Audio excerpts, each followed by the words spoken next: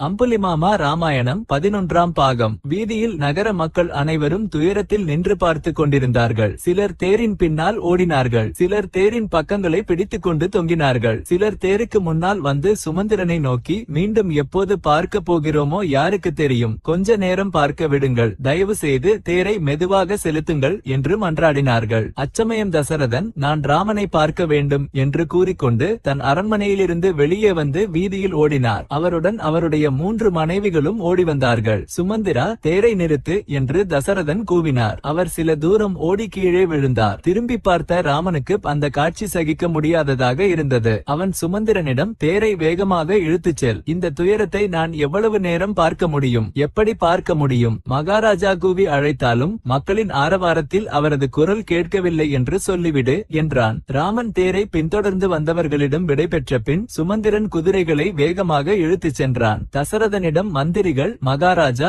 அவர்கள் விரைவாக செல்ல விரும்பினால் அவர்களை அதிக தூரம் அனுப்பக்கூடாது என்று கூறினார்கள். தசரதன் உடலெங்கும் வியர்வை வழிய மனைவிகளுடன் அங்கேயே நின்று மெல்ல மெல்ல மறைந்து போகும் தேரை பார்த்து கொண்டிருந்தார். ராமன் வனவாசத்திற்கு புறப்பட்டு சென்றதால் தசரதனின் அந்தப்புறம் முழுவதும் அழுகுரலால் நிரம்பியது. அதனுடன் அயோத்தியா நகரம் முழுவதும் பாழடைந்தது போல ஆனது. எங்கும் வேலைகள் நின்றன. ஒரு பெரிய பேராபத்து நேர்ந்தது போல மக்கள் திகைத்து நின்றார்கள். ராமனை பின்தொடர்ந்து சில தூரம் சென்று வழியில் விழுந்த தசரதனை கௌசல்யையும் கைகேயியும் தத்தமது கைகளை பிடித்து எழுப்பினார்கள். தசரதன் கைகேயிடம், என்னை தொடாதே, நான் உன் கணவன் அல்ல, உன்னை விட்டுவிட்டேன், உன் மகன் எனக்கு திலோதகம் கொடுத்தாலும் அது என்னை தொடாது என்றார். இன்னும் ராமனுக்காக அழுது கொண்டே கௌசல்யின் வீட்டிற்கு வந்தார். அந்த இரவு ராமனை நினைத்து துக்கத்தில் இருந்த கௌசல்யையும் தசரதனையும் சுமித்ரை உரிய முறையில் ஆறுதல் கூறினாள். இதற்கிடையில் சீதாராம லக்ஷ்மணர்கள் ஏறிய தேரு சூரிய அஸ்தமன வேளையில் தமசா நதிக்கரையை அடைந்தது. நகர மக்கள் அங்கே வரை தேரை தொடர்ந்து வந்து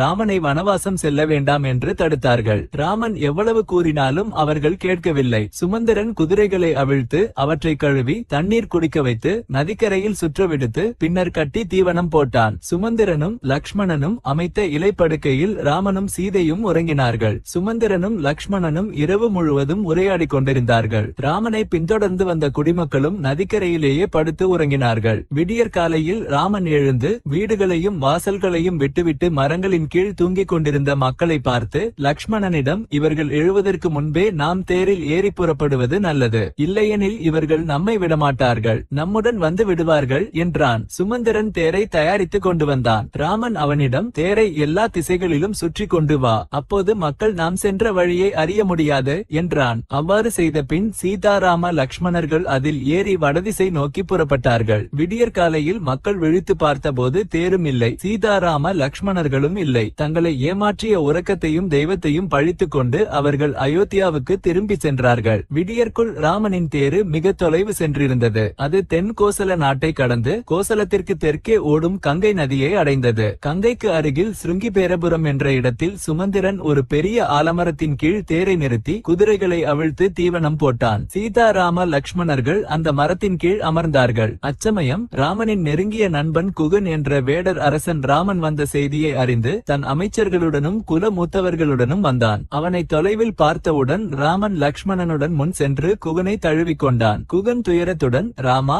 இதுவே அயோத்தி என்று நினை, நீ என் விருந்தினராக வருவது என் பாக்கியம் என்றான். பின்பு குகன் ராமனுக்கும் லக்ஷ்மணனுக்கும் சீதைக்கும் நல்ல உணவு தயாரிக்க செய்து, ராமா, உனக்கு எந்த குறையும் வராது, இந்த ராஜ்யத்தை நீயே ஆளு என்றான். ராமன் அவனை உறுதியாக தழுவி, குகா, என்னை காண நீ கால்நடையாக வந்தாய், அதற்கு மேல் என்ன வேண்டும், உன் ராஜ்யத்தை நீயே ஆளு, நான் மரவஸ்திரம் அணிந்து வனவாசம் செய்ய வேண்டியது தவிர்க்க முடியாது என்றான். அந்த இரவு ராமனும் சீதையும் அந்த ஆலமரத்தின் கீழ் உறங்கினார்கள். அவர்களுக்கு காவலாக விழித்திருந்த லக்ஷ்மணனிடம் குகன், மகனே, நீயும் படுத்து ஓய்வு எடு, விடியற்காலம் வரை நாங்கள் காவலிருப்போம், வனத்தில் வாழ்வோருக்கு இது வழக்கம் என்றான். ஆனால் லக்ஷ்மணன் அப்படி செய்யாமல் குகனுடன் விடியற்காலம் வரை விழித்திருந்து நடந்ததையும் நடக்கப் போகிறதையும் பேசினான். அனைத்தையும் கேட்ட குகன் மிகுந்த வருத்தமடைந்தான். அந்த இரவு கடந்த பின் மறுநாள் விடியும் போது ராமன் குயில்களின் குரலும் மயில்களின் குரலும் கேட்டு விழித்தான். அவன் லக்ஷ்மணனிடம், சூரியன் உதயமாகிறது, நாம் கங்கை நதியை தாண்டி செல்லலாம் என்றான். லக்ஷ்மணன் சென்று வேடர் அரசன் குகனையும் சாரதி சுமந்திரனையும் அழைத்து வந்தான். ராமன் குகனிடம் தாங்கள் கங்கை நதியை தாண்ட வேண்டும் என்று சொன்னான். குகன் தன் மனிதர்களை அனுப்பி கங்கையை தாண்ட நல்ல படகும் ஒரு படகோட்டியையும் தயார் செய்ய சொன்னான். ராமன் சுமந்திரனிடம், சாரதியே,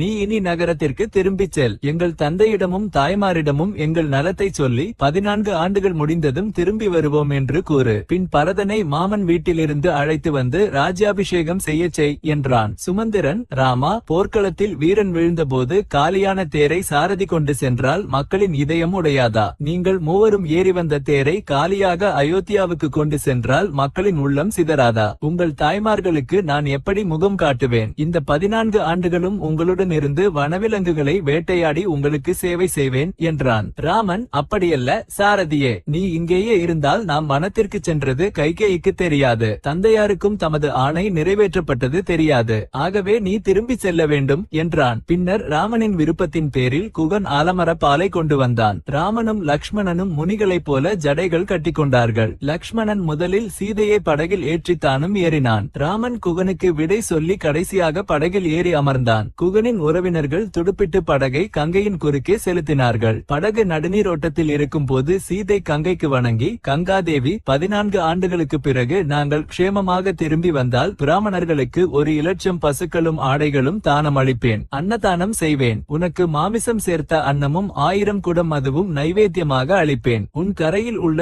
எல்லா கோவில்களுக்கும் நேர்த்தி செலுத்துவேன். நாங்கள் சுகமாக திரும்பி வர அருள்புரி என்று வணங்கினாள். விரைவில் படகு கங்கையின் தெற்கு கரையை அடைந்தது. சீதாராம லக்ஷ்மணர்கள் வச்சதேசத்தில் காலடி வைத்து நடையாக புறப்பட்டார்கள். முன்னால் லக்ஷ்மணன், அவனுக்கு பின் சீதை, சீதையின் பின்புறம் ராமன். இவ்வாறு அவர்கள் நடந்தார்கள். கங்கையின் வடக்கு கரையில் நின்ற சுமந்திரன் அவர்கள் கண்முன்னிருந்து மறையும் வரை பார்த்து கண்ணீர் விட்டான். அன்று ராமனும் லக்ஷ்மணனும் ஒரு காட்டுப்பன்றியையும் ஒரு எருமையையும் 2 மான்களையும் கொன்று அவற்றின் மாமிசத்தை உண்டு பசியாறி அந்த இரவுக்கு ஒரு மரத்தின் கீழ் தங்கினார்கள். தன் நிலையை நினைத்து ராமன் கட்டுப்பாடு இழந்து பேசத் தொடங்கினான். அது வனவாசத்தின் முதல் இரவு. இனி சுமந்திரனும் உடன் இருக்க மாட்டான். தூங்காமல் விழித்திருந்து தானும் லக்ஷ்மணனும் சீதையை பாதுகாக்க வேண்டும். இப்போது தசரதன் பெருந்தியருடன் படுத்திருப்பார். கைகேயி மட்டும் மிகுந்த மகிழ்ச்சியில் இருப்பாள். அந்த துஷ்ட ஸ்திரீ பரதனுக்காக முதிய அரசனை அழித்துவிட்டாள். தர்மம், அர்த்தம், காமம் என்பவற்றில் காமமே வலிமையானதாக தோன்றுகிறது. தன் பிரியமான மகனை எந்த தந்தை காட்டிற்கு அனுப்புவான்? பரதன் சுகமாக ராஜ்யம் ஆளுவான். இந்த கைகேயி தசரதனின் அழிவுக்கும் தன்னை வனத்திற்கு தள்ளுவதற்கும் திட்டமிட்டவள், நீச்சையானவள்.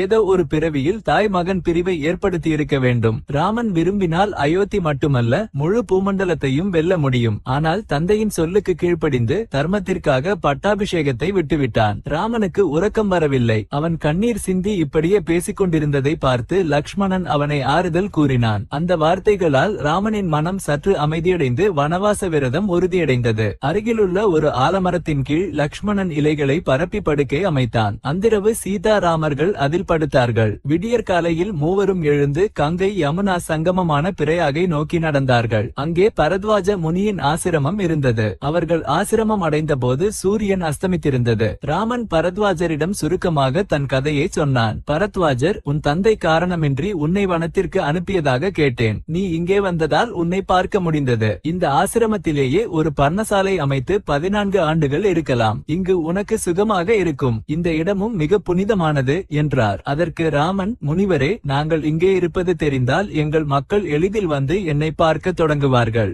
ஆகவே இன்னும் தொலைவில் வாழத்தக்க இடம் இருந்தால் சொல்லுங்கள். சீதை தந்தையாரின் வீட்டில் மிகச் சுகமாக வளர்ந்தவள். அவளுக்கு பார்ப்பதற்கு இனிமையான இடம் சொன்னால் அங்கே ஆசிரமம் அமைத்து இருப்போம் என்றான். பரத்வாஜர், இங்கே இருப்பது பிடிக்கவில்லை என்றால் இங்கிருந்து 10 யோஜனை தூரத்தில் சித்திரக்கூடம் என்ற மலை இருக்கிறது. அது மிகவும் ரம்யமான இடம். அங்கே குரங்குகள், மான்கள், கரடிகள் இருக்கின்றன. ஆயிரக்கணக்கான ஆண்டுகளாக ரிஷிகள் அங்கே தவம் செய்து வருகின்றார்கள். அங்கே ஆசிரமம் அமைத்துக் கொள்ளலாம் என்றார். அம்புலிமாமா ராமாயணம் 11ஆம் பாகம் நிறைவு. தற்போது ஸ்வஸ்தி.